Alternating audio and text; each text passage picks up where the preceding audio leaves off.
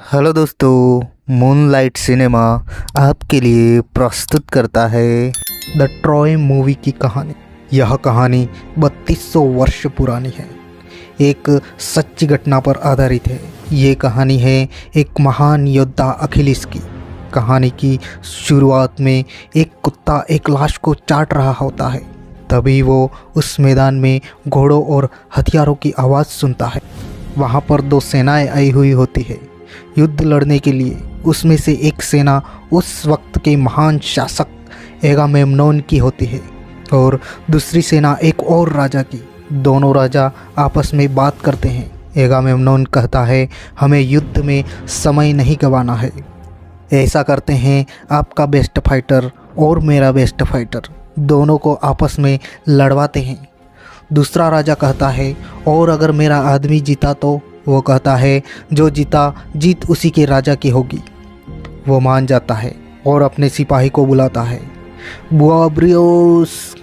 फिर वहाँ पर एक लंबा चौड़ा आदमी आता है। एगामेम्नोन अपने सैनिक अखिलेश को बुलाता है, लेकिन अखिली फौज के साथ नहीं था। फिर एक सैनिक आता है और बोलता है, उसको बुलाने किसी को भेजा है। फिर अखिली को एक बच्चा बुला कर लाता है। फिर वो वहाँ पर आता है और उसका राजा बोलता है, इस गुस्ताखी के लिए तुम्हें कोड़े लगने चाहिए। वो बोलता है, अगर राजा खुद अपनी जंग लड़े तो कैसा होगा? फिर वो उससे लड़ने जाता है और एक ही बार में उसे मार देता है। फिर दूसरा राजा अखिली को उसकी शाही मोहर देते हुए बोलता है, ये तुम्हारे राजा को दे देना। वो बोलता है, वो मेरा राजा नहीं है। फिर अगले सीन में स्पार्टा में एक जश्न में राजा एगामेम्नोन का भाई मेनालॉस और ट्रॉय शहर के राजा प्रियम के बेटे हेक्टर और पेरिस वहाँ पर होते हैं। आपको बता दें कि इस कहानी में ट्रॉय के राजा और स्पार्टा के राजा एगामेम्नोन दोनों का 10 सालों से युद्ध चल रहा था, मगर स्पार्टा ट्रॉय को जीत नहीं पाया था। फिर इस युद्ध से परेशान होकर राजा एगामेम्नोन का भाई मेनालॉस और ट्रॉय के राजकुमार हेक्टर और पेरिस, ये तीनों आपस में समझौता कर लेते हैं। वो एक दूसरे से दोस्ती का हाथ मिला लेते हैं। ये जश्न उसी बात का चल रहा होता है और उस जश्न में मेनालॉस की पत्नी भी होती है। वो बहुत सुंदर होती है और ट्रॉय का राजकुमार पेरिस, जो कि हेक्टर का छोटा भाई होता है, वो और हेलेन एक दूसरे को पसंद करने लगते हैं। और फिर उस रात को हेलेना अपने कमरे में जाती है और पेरिस भी उसके पीछे पीछे चला जाता है। और फिर वो दोनों एक दूसरे को गले लगाते हैं और पेरिस उसे एक हार पहनाता है। हेलेना बोलती है कि कल आप हमें छोड़कर चले जाओगे। पेरिस कहता है कि नहीं, मैं तुम्हें अपने साथ ट्रॉय ले जाऊंगा, मैं तुमसे शादी करूंगा। वो बोलती है, नहीं, मेनालॉस हम दोनों को ढूंढ कर मार देगा। वो बोलता है, ऐसा नहीं होगा, हमारे शहर में तुम सुरक्षित रहोगी और मैं मरते दम तक तुम्हारे साथ रहूँगा। फिर उसी रात को पेरिस नीचे पार्टी में आता है, लेकिन उसका भाई उसे देख लेता है और बोलता है, तुम रात को कहाँ सोए थे? वो बोलता है, मछुआरों के साथ। हेक्टर बोलता है, तुम्हें ऐसा नहीं करना चाहिए। हालांकि हेक्टर उसे देख लेता है जब वो हेलेना के पीछे जा रहा था। उसे सब पता होता है और फिर अगली सुबह वो दोनों भाई जहाज़ में ट्रॉय रवाना होते हैं। तभी जहाज़ में पेरिस कहता है, भाई मैं हेलेना को अपने साथ ले आया हूँ। हेक्टर गुस्से में उसे धक्का देता है और बोलता है, तुम पागल हो क्या? तुम जानते हो इसका अंजाम क्या होगा? वो बोलता है, हम एक दूसरे से प्यार करते हैं। हेक्टर बोलता है, तुम नहीं जानते हमने इस शांति के लिए कितनी मेहनत की है। अब तुम्हारी वजह से फिर ये युद्ध शुरू हो जाएगा। वो बोलता है, हम दोनों एक दूसरे की जान ले लेंगे। फिर हेक्टर सोचता है कि जो होगा देखा जाएगा। ऐसा करके वो दोनों भाई अपने शहर ट्रॉय की ओर चल जाते हैं। और फिर मेनालॉस को पता चल जाता है कि उसकी पत्नी को ट्रॉय का राजकुमार पेरिस भगा कर ले गया है। वो अपने बड़े भाई एगामेम्नोन के पास जाता है और बोलता है, भाई, वो मेरी पत्नी हेलेना को भगा कर ले गए।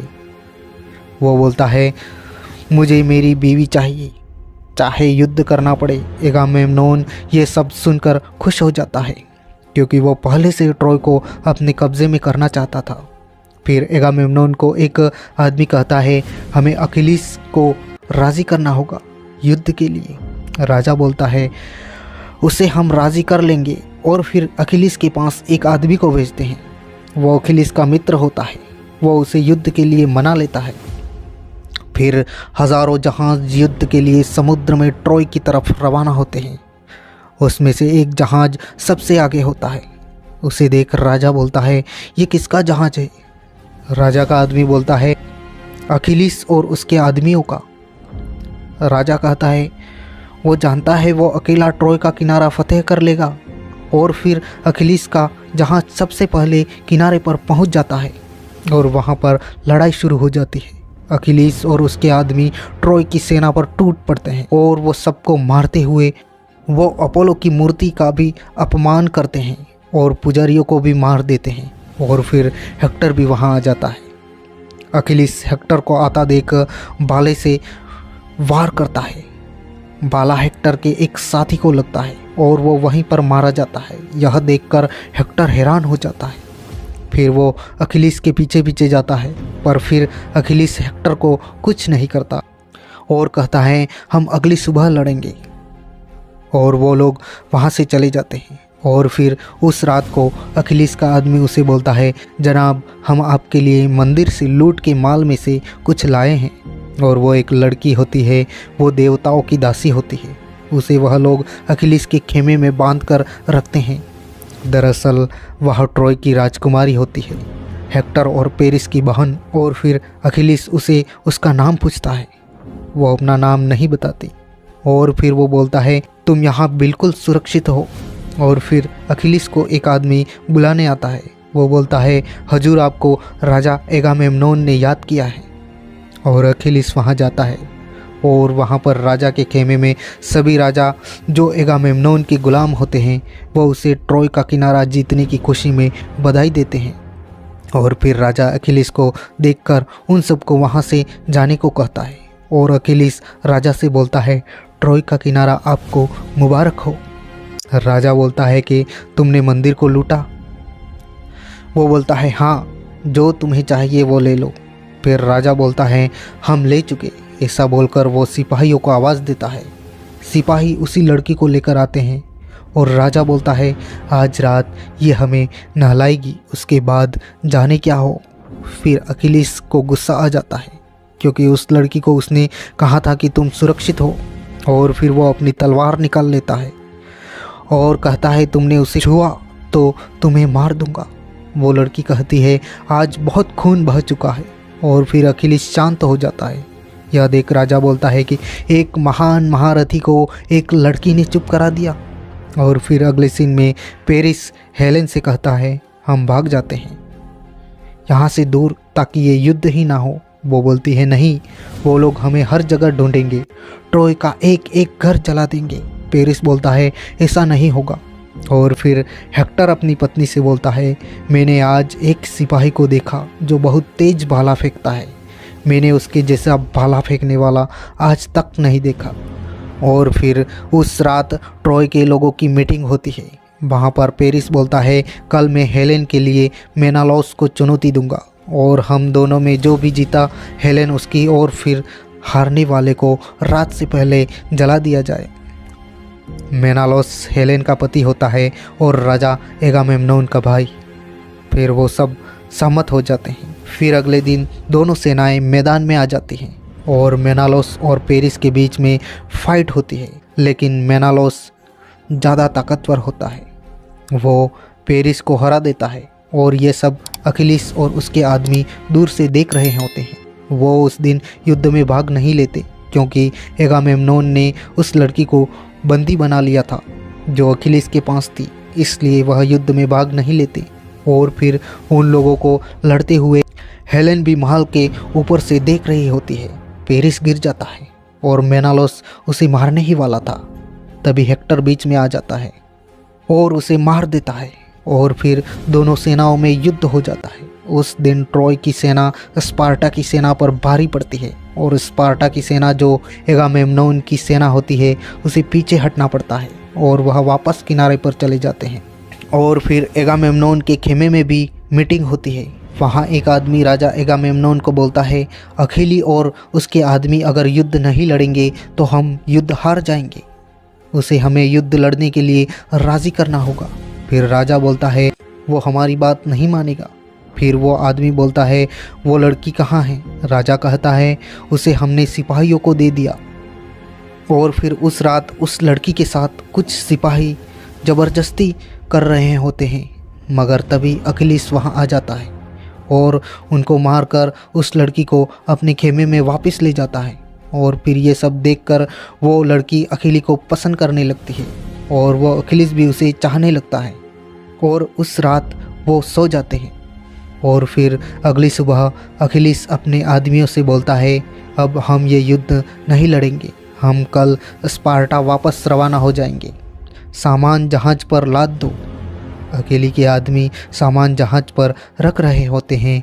और फिर ट्रॉय में राजा प्रियम कहता है, राजा प्रियम जो हेक्टर और पेरिस का पिता होता है, ट्रॉय का शासक, वो कहता है, उन्हें हमारे देवता का अपमान करने पर श्राप लगेगा और देवता भी हमारे साथ होंगे। आज रात हमें उन पर हमला करना होगा। और फिर उस रात वो लोग स्पार्टा के सोए हुए सैनिकों पर हमला कर देते हैं, आग के गोले फेंकते हैं और उनके कई सैनिक और उनके खेमे भी जल जाते हैं। उनका भारी नुकसान होता है। और फिर अगली सुबह दोनों सेनाओं में भारी युद्ध होता है। दोनों तरफ के सैनिक मरते हैं, लेकिन तभी अखिलीस और उसके आदमी युद्ध लड़ने आते हैं। और फिर हेक्टर और अखिली का आमना सामना होता है, पर हेक्टर उसे मार देता है और फिर उसका नकाब निकालता है। तो अब सब लोग चौंक जाते हैं, क्योंकि वो अखिलीस का छोटा भाई होता है। ये देख अखिली के आदमी सहम जाते हैं। फिर उस दिन युद्ध समाप्त हो जाता है। वो लोग अखिलीस के भाई की लाश को लेकर वापस आते हैं। फिर अखिलीस उन्हें बोलता है, तुमने मेरा हुक्म नहीं माना। वो बोलता है, हमें लगा आप हैं, आपका पहनावा, आपकी तलवार और लड़ने का तरीका भी आप जैसा। वो पूछता है, मेरा भाई कहाँ है? वो आदमी बोलता है, वो शहीद हो गए, हेक्टर ने उनका गला काट दिया। और फिर दोनों तरफ के जो सैनिक मर चुके थे उनको जलाया जाता है और अखिलीस के भाई को भी जलाया जाता है। और उस रात हेक्टर अपनी पत्नी को गुप्त सुरंग का रास्ता बताता है और बोलता है, अगर मुझे कुछ हो गया और ट्रॉय हार गया तो तुम सबको लेकर इस रास्ते से भाग जाना। फिर अगली सुबह अखिलीस अकेला हेक्टर से लड़ने के लिए जाता है। वो बाहर खड़ा होकर उसे ललकारता है, हेक्टर हेक्टर करके आवाज़ देता है। हेक्टर भी उससे लड़ने के लिए अकेला बाहर आता है और फिर अखिलीस को बोलता है, मैं एक करार करना चाहता हूँ। अखिली बोलता है, एक शेर और एक इंसान के बीच में कैसा करार? और वह अपना मुखौटा निकालता है और बोलता है, अब पहचान लो तुम्हारी लड़ाई किससे है।